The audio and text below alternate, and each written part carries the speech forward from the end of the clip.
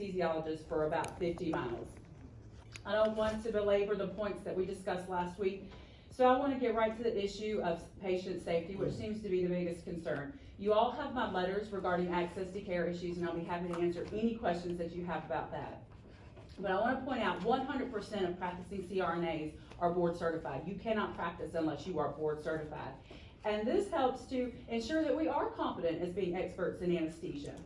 And I'm not really exactly what the argument is about from our anesthesiologist colleagues concerning safety, because as it is right now, CRNAs practice all across South Carolina without an anesthesiologist there. So removing that physician supervision language is not going to change the fact that we can practice independently now without them. It seems to me if safety was a true issue, then our surgeon colleagues who work with us every day would fill this gallery in opposition of this bill, and they're not here.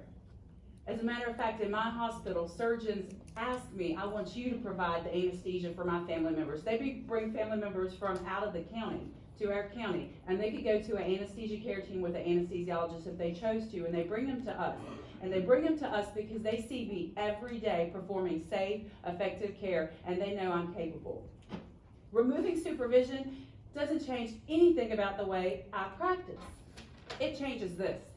This is the Board of Nursing's requirement for nurse anesthetists, supervising physicians to sign. The physician who has signed mine is not even on campus at my facility. He has never seen me give anesthesia, and he is never there. That does not increase my safety. This requirement is antiquated. It does not represent how we actually practice and how we collaborate with our surgeons. It requires constant communication, and you have to be in the OR to have that communication. And there's two people always in the operating room, whether it's an anesthesia care team model with anesthesiologists or it's CRNA only. The surgeon's always there every minute, and the CRNA is there every minute, and they discuss, what do I need to keep this patient safe and get this surgery completed, and we provide that. Last week it was asked if anybody had any stories about anesthesiologists saving the CRNA from causing patient harm, and we heard the story.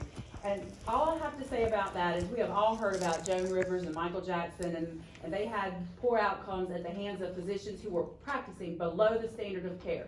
And in every profession, you're going to have people who practice below the standard of care. But that does not make the entire profession unsafe. I want you to focus on the facts.